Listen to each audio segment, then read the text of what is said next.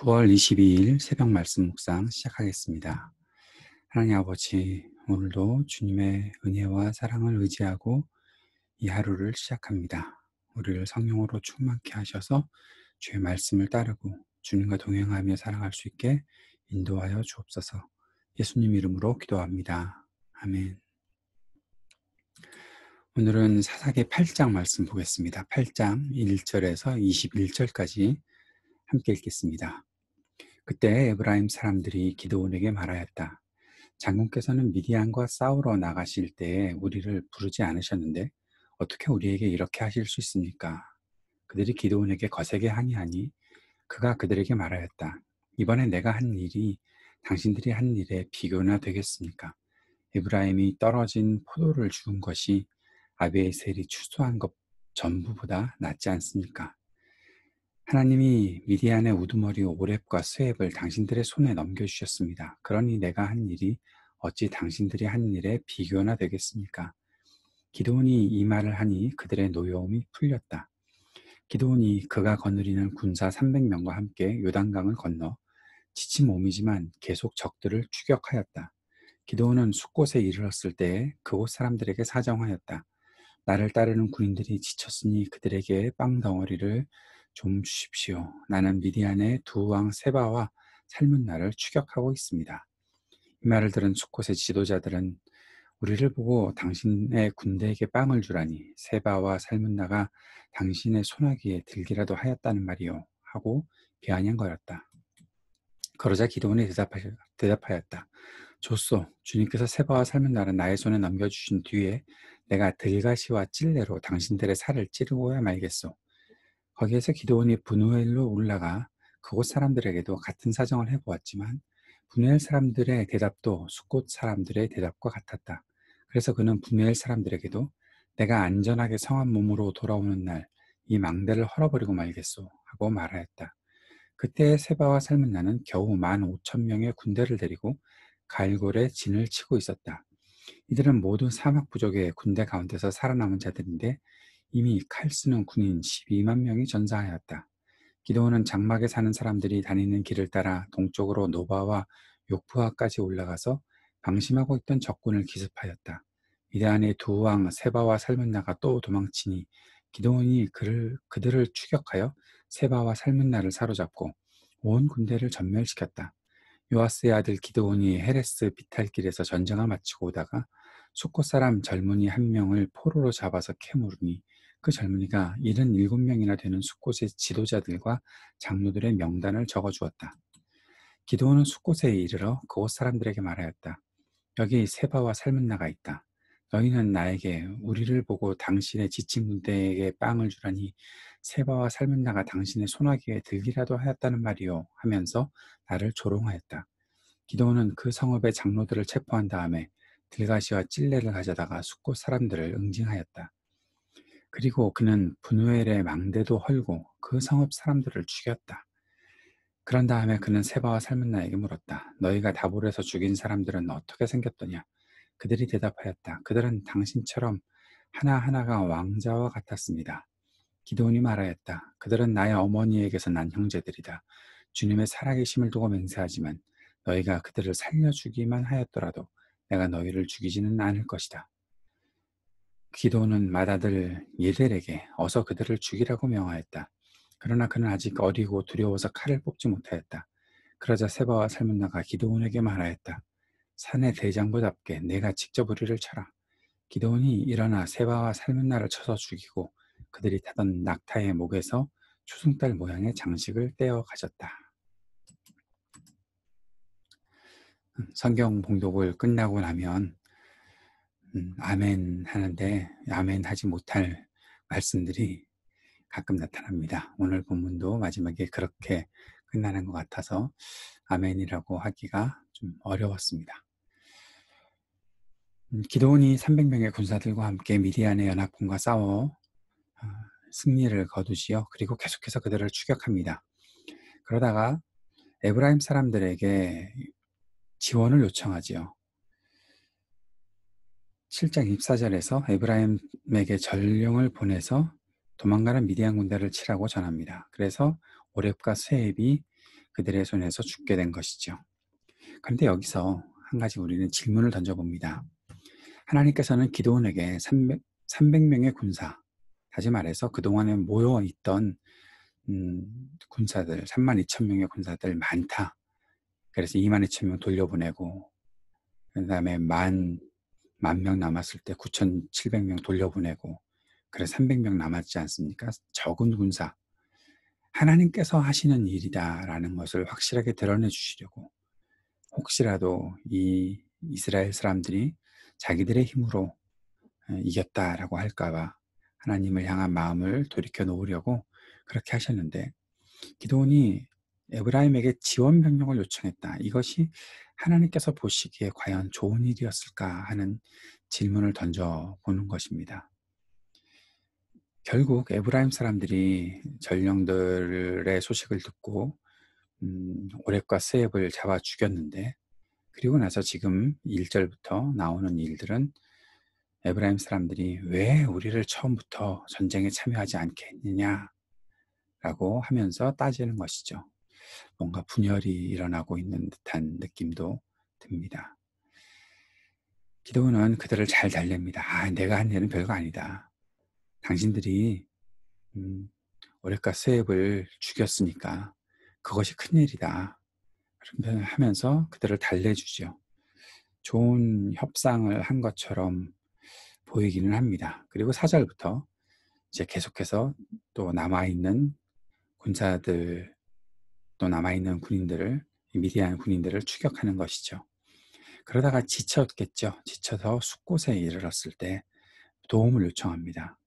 그런데 숫곳의 지도자들이 세바와 살문나를 네가 죽이기라도 했겠냐. 지금 겉으로 보니까 300명이 따라가고 있는데 세바와 살문나의 군사들은 12,000명이나 되거든요. 지금 다 죽었다고 하더라도 그 정도 되는데 상대도 되지 않는 병력을 어떻게 이기느냐 하면서 비아냥거리고 있는 것이죠.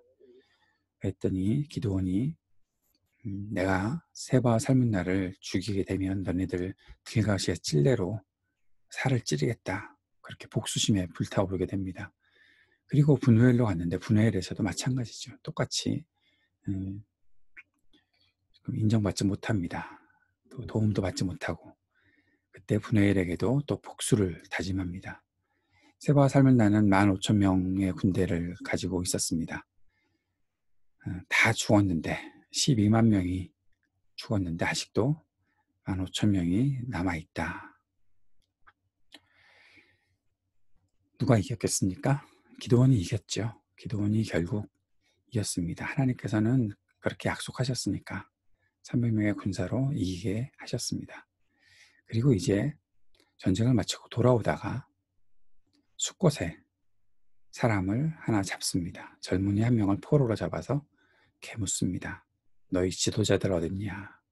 77명이나 되는 지도자들을 결국 포로로 잡아옵니다. 왜 그들이 포로가 되어야 합니까? 그리고 기드온은 그들에게 복수합니다. 들가시와 찔레를 가져다가 그들을 응징합니다. 왜 그들이 이렇게 응징을 당해야 될까? 15절에 보면 기드온이 이를 바득바득 갈고 있는 것이 보여집니다. 자신의 복수심, 자신이 자존심 상했다는 거죠. 그 말을, 그들이 했던 말을 똑같이 외워서 반복하는 것을 보게 됩니다. 우리도 그렇지 않습니까? 좋은 말들은 잘 기억도 나지 않아서 누군가에 전해주기도 힘든데, 남이 나에게 상처를 줬던 말은 토시 하나 틀리지 않게 기억하죠. 그래서 복수를 하는 일들이 있죠. 기드온이 지금 그런 사람이죠. 분우엘에게도 마찬가지로 분우엘 사람들은 죽이기까지 합니다. 이 개인적인 복수심이 더 앞서는 기드온의 모습들을 보게 되는 것이죠. 그리고 18절에 아주 중요한 구절이 하나 있습니다. 세바와 살문나에게 너희가 다볼에서 죽인 사람들 어떻게 생겼더냐.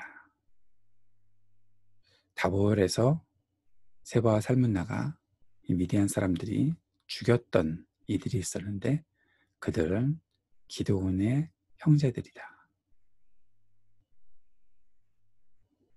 자신이 가족들이 지금 그들에게 죽임을 당했기 때문에 기드온이 복수심에서 이들을 쫓아가서 죽였다 라는 거죠. 그런데 여기에서 재밌는 이야기가 하나 있습니다. 어떻게 생겼더냐? 18절에 그 세바와 살문나가 대답합니다. 그들은 당신처럼 하나같이 왕자와 같았습니다. 너 닮은 것 같다 라는 이야기죠.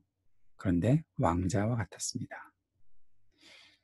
이 말이 주는 의미가 있는 것 같죠. 기드온은 왕이 되고 싶은 사람입니다. 겉으로는 사람들에게 그렇게 표현하지 않지만 다음에 나올 겁니다. 그런데 사람들을 다스리고 자기가 최고가 되고 싶은 사람이죠. 그런데 이 세바와 살문나가 얘기하는 것은 당신처럼 하나하나가 왕자와 같았다. 너 보니까 왕자 정도는 되는 것 같아. 왕은 아니야. 라고 말하는 것 아닐까 싶은 생각이 듭니다. 그러면서 기드온은 결국 그들을 죽이죠. 왜 죽입니까? 하나님께서 이스라엘을 구원하시기 위해서 전쟁의 승리를 주셨기 때문에 죽인 것이 아니죠. 기드온이 끝까지 그들을 추격했던 것은 결국 자신의 복수, 자기 형제들이 죽었던 것에 대한 복수 때문에 죽였다라는 사실들을 여기서 보여주고 있는 것이죠. 자기 아들에게 죽이려고 합니다. 어린 아들에게. 그걸 못하니까 세바와 살문나가 너 왜 아들 시켜? 네가 직접 우리를 죽여라. 사내 대장부답게. 그러자 기드온이 그들을 죽입니다. 그리고 21절 맨 마지막에 또 하나 의심스러운 장면이 하나 보입니다. 그들이 타던 낙타의 목에서 수순달 모양의 장식을 떼어 가졌다. 이것은 그들의 왕의 상징인데 자기가 왕이 되고 싶은 욕망을 보여주고 있는 거죠. 기드온을 보면서 그는 지도자로서도 또 한 사람의 평범한 사람으로서도 참 아쉬움이 많은 사람이다라는 것을 보게 됩니다. 강한 자들에게는 비굴하게 에브라임 사람들이 자기보다 크죠? 더 큰 세력들을 가지고 있으니까 그들은 잘 달래주고 숙곡과 분노엘 사람들에게는 함부로 하고 복수를 행하고 이를 갈고 그들도 달랠 수 있었잖아요. 하나님께서 우리에게 맡기신 전쟁이야. 우리를 도와줘. 함께 하자. 라고 할 수 있었잖아요. 그들에게는 그렇게 하지 않습니다. 왕이 되고 싶은 마음을 겉으로 나타내진 않지만 교활하게 그 일들을 하고 있습니다. 하나님께서 하시고자 하신 그 일들, 그래서 부르셨는데 그 일들을 결국 자신의 복수심으로 채워가고 있는 모습도 보여주고 있습니다. 그런데 우리들에게도 똑같은 마음이 있지 않나라는 생각이 듭니다. 강한 사람들에게는 어떻게든 머리를 조아리고 좀 약해 보이는 사람들에게는 떵떵거리고 큰 소리치고 공적인 일과 사적인 일들을 구별하지 못하고 내 개인적인 감정을 다른 것들에게 나타내는 그런 일들이 결국 우리들을 아쉽게 만들고 하나님 앞에서 참 안타까운 삶을 살게 하는 그런 모습이 아닐까 싶은 생각이 듭니다. 오늘 우리는 어떠한 마음가짐으로 이 땅을 살고 있는지, 우리들에게 주어진 삶을 어떻게 살고 있는지 오늘 이 말씀을 통해서 돌아볼 수 있는 시간들을 가졌으면 좋겠습니다. 겸손히 살아갈 수 있도록, 정직하게 살아갈 수 있도록 주님 우리를 인도해 주옵소서. 기도하는 이 아침이 되기 원합니다. 오늘도 이 땅을 위해 계속해서 중보하고 기도합시다. 우리 교회의 모든 예배와 성경 공부를 위해서도 기도해 주시고 ITA 동열 선교사님을 위해서도 기도해 주시기를 바랍니다. 우리 청년들을 위해 또 우리 교우들의 가정을 위해 우리 자녀들을 위해 기도해 주시기를 바랍니다. 이 땅 미국을 위해서 또 우리 조국의 평화와 모든 어려움들을 잘 극복해 나가는 우리 조국이 될 수 있기를 위해 기도해 주시기 바랍니다. 함께 기도하겠습니다. 하나님 아버지, 우리에게도 기도원과 같은 마음이 없는지 돌아보고 주님 앞에 겸손히 정직하게 진실한 마음으로 살아가는 우리 모두가 될 수 있도록 인도하여 주옵소서. 예수님 이름으로 기도합니다. 아멘.